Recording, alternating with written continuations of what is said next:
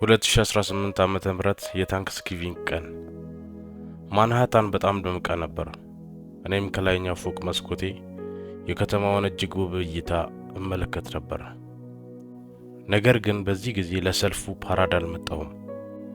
በሃርለም ያለው በሲልቪያስ ሬስቶራንት ምንም የተያዘ ቦታ አልነበረኝም እና ይህም በእርግጥ የማሪዮት ማርኪዩስ ሆቴል አልነበረም። ይህ የቤልቪው ሆስፒታል ነበር፣ የስነ አእምሮ ክፍል እና ህግን ተጠቅመው እዚያ አስገብተውኝ ነበር። ከ7 ቀናት በፊት ወደ ከተማው መጥቼ ነበር። ትልቅ የራስ ማጎልበቻ ዝግጅት ላይ ሰራን። ይህም በኒው ጀርሲ የተካሄደ በሆፕኪንቡ አፓርታማ ተከራይቼ ነበር። በጣም ጥሩ ሰዎችን ተገናኘው።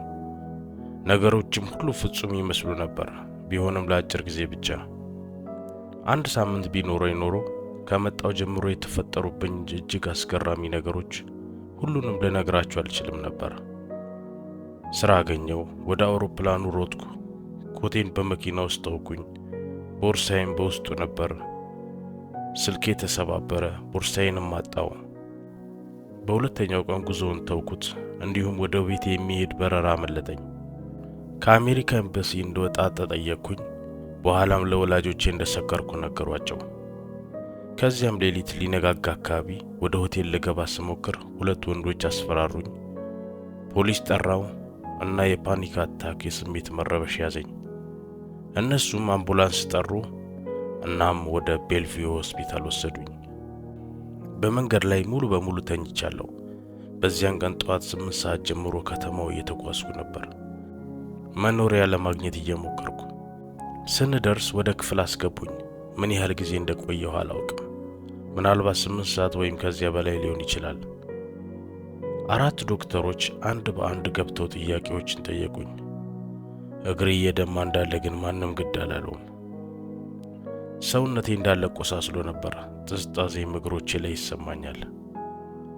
ነገር ግን እነሱ ተመሳሳይ ጥያቄ ደግሞ ደጋግመው ይጠይቁኝ ነበር። በስተመጨረሻም አንድ በእድሜው ጠና ያለ ዶክተር ገባ። እኔም የሆነ የተሳሳተ ነገር እንዳለ ተረዳው። እርሱም ቶኒ፣ አንዳንድ መረጃዎችን ማጥራት እንችላለን አለኝ። እሺ አልኩት። ስለዚህ ወደ ከተማው ለበጎ አድራጎት ስራ ለመስራት መተሻል በማለት ጠየቀኝ። እኔም በአዎንታ መለስኩለት። ቀጥሎም ስለ ፓኒክ አታክና ምን ያህል እንደሚደጋገም ጠየቀኝ። እኔም እንብዛም እንደሆነና አልፎ አልፎ ጭንቀት እንዳለብኝ ነገርኩት። እንዲሁም እንዲረዳኝ በሚል ዶቴራ የሚባል የአሮማ ዘይቶችን እንደማሸት ነገርኩት። ከዚያም ብዕሩን አስቀምጦ ወጣ። ለረጅም ጊዜ አልተመለሰም። እኔም በዚያን ጊዜ እንዲህ አሰብኩ፣ ሁኔታውን በደንብ ያልገለጽኩለት መሆኑ። እኔ እንደ ሌቫንደርና ፔፐርሚንት ያሉ የአሮማ ዘይቶችን እጠቀማለሁ ለመተኛትና ልቤን ለማስታገስ። ለብዙ ዓመታት እጠቀማቸዋለሁ። ሲመለስ ይህን እነግረዋለሁ ብዬ አሰብኩ። ከብዙ ጊዜ በኋላ ተመለሰ። እኔ በጠረጴዛው ላይ ተኝቼ ነበር። ቀሰቀሰኝና እንዲህ አለኝ፣ ቶኒ፣ ከወላጆችሽ ጋር በስልክ ተነጋግሬያለሁ። ወደ ኮሪደሩ ሂጂ፣ በግድግዳውም ላይ ስልክ አለልሽ። ለእናትሽና ለአባትሽ ደውዪ፣ የአንቺን ጥሪ እየጠበቁ ነው። የወላጆቼን ቁጥር እንዴት አገኘ አልኩት። ላለፉት 18 ሰዓታት በማንሃታን ያለውን ሁሉንም ሆስፒታል ሲደውሉ ነበር። አንቺ በሕይወት እንዳለሽ ወይም ሞተሽ እንደሆነ አያውቁም። ሂጂ፣ ከአባትሽ ጋር ተነጋገሪ ያለኝ።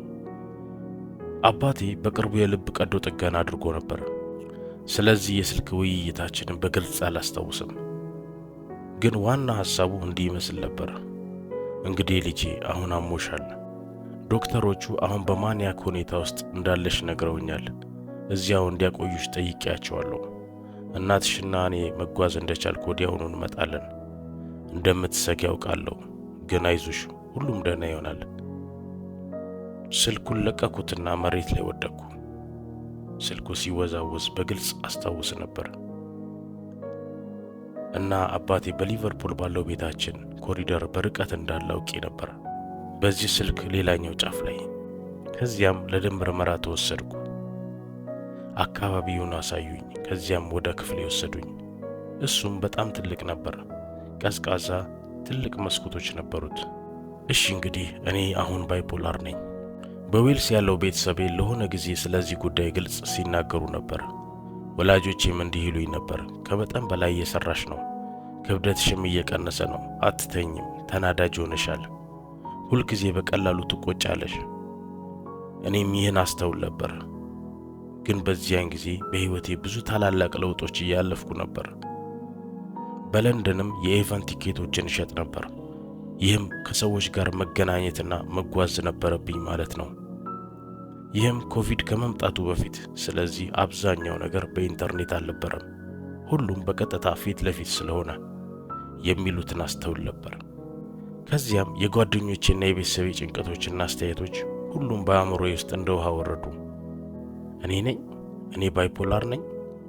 እኔ ትልቅ ስብዕና ያለኝ ሰው ነኝ፣ ሁልጊዜም በቡድን ውስጥ ታዋቂ ነበርኩ፣ ተግባቢ ሰው ነኝ ብዬ አስብ ነበር። አሁን ግን ሰዎች አብደሻል እያሉኝ ነው። በመጀመሪያዎቹ 3 ቀናት ሁሉንም መድኃኒት አልወስድም እምቢ አልኩ። በየቀኑም ወደ እንግሊዝ ኤምባሲ ደውል ነበር። እነሱ ግን ደህና ነሽ፣ ልናደርግ የምንችለው ነገር የለም፣ እንደገና ትደውይልን ይሉኛል። ቀጣዩ ቀን ደግሞ ደወልኩላቸው፣ ግን ማንም ሊያድነኝ አልመጣም። ስለዚህ ፕሮግራሙን ተቀላቀልኩ። መድኃኒቴን ጀመርኩ። ወደ ኤኤ ስብሰባዎች ሄድኩኝ። ግጥም ጻፍኩ፣ ዲዛይን አደረግኩ፣ ስሜቶቼን በቦርድ ላይ ያቀረብኩ። ያን ደግ ሳይኪያትሪስት መሳደብ አቆምኩ። ከዚያ ለቀጣይ 16 ቀናት በጣም ደግና ቆንጆ ልብ ካላቸው ሰዎች ጋር ሳቅኩ፣ እንዲሁም አለቀስኩ። እኔ ካገኟቸው ሰዎች ይልቅ በጣም አሳቢና ደግ ሰዎች ነበሩ። እንደኔ ሁሉም የራሳቸውን መከራ እየተጋፈጡ ነበር። ብቻዬን እንደሆንኩ ተሰማኝ። በጣም ደክሞኝ ተጨንቄም ነበር። ለቤተሰቤ እንደ ሸክም የሆንኩ ይመስለኝ ነበር፣ ለልጆቼም እፍረት እንደሆንኩ ጭምር። በመጨረሻም ስራ አገኘው እና እንደ ድጋፍ ሰጪ ሰራተኛ መስራት ጀመርኩ። ልጆቼን ወደ ትምህርት ቤት ወስዳቸው ነበር፣ ምግብ አዘጋጅ፣ ቤትም ማጸዳ። ግን ልጆቹ ከሄዱ በኋላ ከስራም ቤት ስመለስ ሰውነቴ በፍጥነት ኮላፕስ ያደርግ ነበር። አንዳንድ ጊዜ ለቀናት በቀን እተኛ ነበር። ካልጋ የሚያነሳኝ ነገር ቢኖር ከቤተሰብና ከጓደኞቼ የሚመጡ ስልክ ጥሪዎች ነበሩ። መተኛት ባልቻልኩ ጊዜ ወይም በጣም ብዙ ከተኛው ለመራመድ ወጣ ነበር። የከተማው ድምፅ፣ ዝናቡ፣ ሁሉም ነገር አጭር የሰላም ስሜት ይሰጠኛል። ደህና እንደሆንኩ እንዲሰማኝ ያደርግ ነበር። ከዚያ ስለ ባይፖላር ሁሉንም ነገር መማር ጀመርኩ። መጽሐፍት አነበብኩ። የዩቲዩብ ቪዲዮዎችን እየደጋገምኩ አይ ነበር። አንድ ቀን በቴዴክስ ንግግር ተመለከትኩ። ይቺ ሴት ኤለን ፎርኒ እንደኔ ባይፖላር ነበረባት። ግን እሷ 16 ዓመት በተረጋጋ ሁኔታ ስቴብል ሆና ነበር። እና ደግሞ ኬይ ሬድፊልድ ጄምስን ስለተባለች ሴት አነሳች። ጥሩ የየዕለት ልምዷን አካፈለች እና ካይ በጨለማ ሰዓቶቿ ውስጥ መጽናኛ እንደሆነችላት ስለ እርሷ የተጻፈውን ሁሉ ማንበብ ጀመርኩ። ታሪኳ ከኔ ጋር በጣም ይመሳሰላል። እርሷም ከባይፖላር ጋር ትኖር ነበር፣ ግን ፕሮፌሰርና ሳይኪያትሪስት ሆነች። ሕይወቷ የሆነ ጠቃሚ ነገር አሳየኝ፣ መሻሻል፣ ሪከቨሪ እንደሚቻል። ይህም ሁሉንም ነገር ለኔ ቀየረ። ታሪኳ ከኔ ጋር በጣም ይመሳሰል ነበር። እሷ ሊቲየም ስለመውሰዷ ተናገረች፣ እኔም ሊቲየም እወስድ ነበር። ከዚያም ባይፖላር ያላቸውን ሌሎች ሰዎች ማጥናት ጀመርኩ። ሚል ጊብሰን፣ ብራያን ዊልሰን፣ ሪቻርድ ድሬፈስ፣ ሁሉም የተለየ ሕይወት ይኖራሉ። አሁን እነሱ ደህና ናቸው። እኔ ግን ከሶፋ እንኳን መነሳት አልቻልኩም። ለምን? የሆነ ስህተትም አለ። ዜር ኢዝ ሳምቲንግ ሮንግ። ከተመረመርኩ በኋላ አንድ ጊዜ ብቻ ሳይኪያትሪስት አይቼ ነበር። ስለዚህ አዲስ ዶክተር ጠየቅኩ። ትንሽ ጊዜ ወሰደ፣ ግን ዶክተሩን ሳገኝ መድኃኒቴን ቀስ በቀስ እንዲቆም ተስማማ።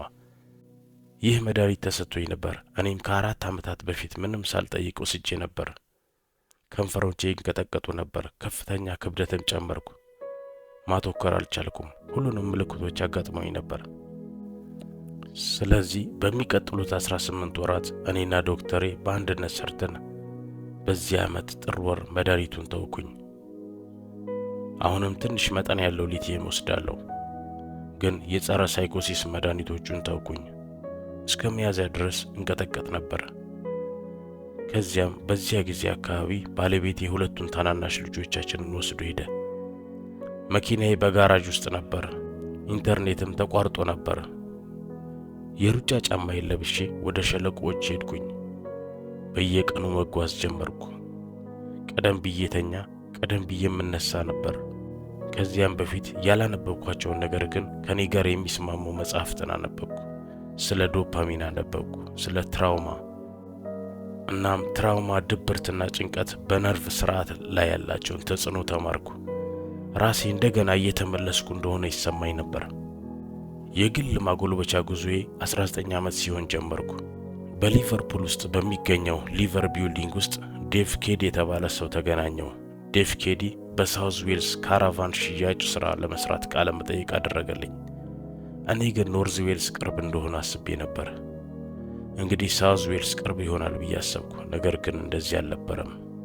ግን እርሱ አስተማረኝ። ከትምህርት ከወጣው በኋላ ያነበብኩትን የመጀመሪያ መጽሐፍ ሰጠኝ። ይህ መጽሐፍ ቶም ሆፕኪንስ ነበር። ቶም ሆፕኪንስ ስለ አስተሳሰብ ማይንድ ሴት ግብ መያዝ እንዴት እንደሚጠቅም አስተማረኝ። ዴቭ ኬዲ ደግሞ ጽናትን አስተማረኝ እና ያ ብቻ በቂ ነበር። አሁንም ግቦች አሉኝ።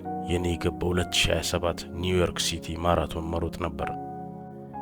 በጤናና በብቃት የተሞላ ህይወት እየኖርኩ ከዚያ ሆስፒታል ፊት ማለፍ እፈልጋለሁ። እንዲሁም ወደዚያ ሆስፒታል ተመልሼ ዛሬ እንደማደርገው ከሰዎች ጋር መነጋገር እፈልጋለሁ። እኔ እንደተቀመጥኩባቸው ወንበሮች ላይ የተቀመጡ ሰዎችን እንደሚቻል ነግራቸው፣ ትክክለኛ አመለካከትና ድፍረት ካለ ራስን መቀየር እንደሚቻል። ጂም ሮህን እንዲህ ይላል፣ ከአብዛኛው ጊዜ ከምታሳልፉት 5 ሰዎች አማካይ ነህ። ከቤተሰቤና ከጓደኞቼ በተጨማሪ እነዚህ 5 ሰዎች ብዙ ነገር አስተምረውኛል። እኔ እነሱን የሰው ኃይል ታላላቅ ብዬ ጠራቸዋለሁ። ሁሉም በኢንተርኔት ላይ አሉ። ማንኛውም በችግር ውስጥ ያለ ከዚያ ተመሳሳይ ሁኔታ ያለፈ ሰው እንዲፈልግ፣ ከእርሱ እንዲማር እና ልምዱን እንዲጋራ አግዛለሁ። ነገር ግን እነዚህ 5ቱ የኔ ተወዳጆች ናቸው። ዋይን ዳየር እንዲህ ይላል፣ ነገሮችን የምታይበትን መንገድ ከቀየርክ የምታያቸው ነገሮች ይቀየራሉ። ኤካርት ቶሌ ዘ ፓወር ኦፍ ናው ያለፈውንና የሚመጣውን ብቻ በመጨነቅ የዛሬን ቀን ከራስህ ትሰርቃለህ። ስለዚህ አሁን ላይ ተገኝ ይላል። ነገሮችን እንደሆኑ ተቀበል። አንድሬ ሁበርማን የስታንፎርድ ዩኒቨርሲቲ ነርቭ ሳይንቲስት ነው። ስለ ዶፓሚንና ትራውማ በአእምሮ ላይ ያለውን ተጽዕኖ ይናገራል። ቶኒ ሮቢንስ ከእርሱ የተማርኩት ይህ ነው። እድገት ኃይል ነው። ነገሮች ሲከፉ ድፍረት አሳይ፣ ነገሮች ሲሻሉ ትሁቱን። በመጨረሻም ሌስ ብራውን እንዲህ ይላል፣ ከወደክ በጀርባ ላይ ውደቅ፣ ላይ ማየት ከቻልክ መነሳትም ትችላለህ። አመሰግናለሁ በማለት ንግግሯን ትቋጫለች።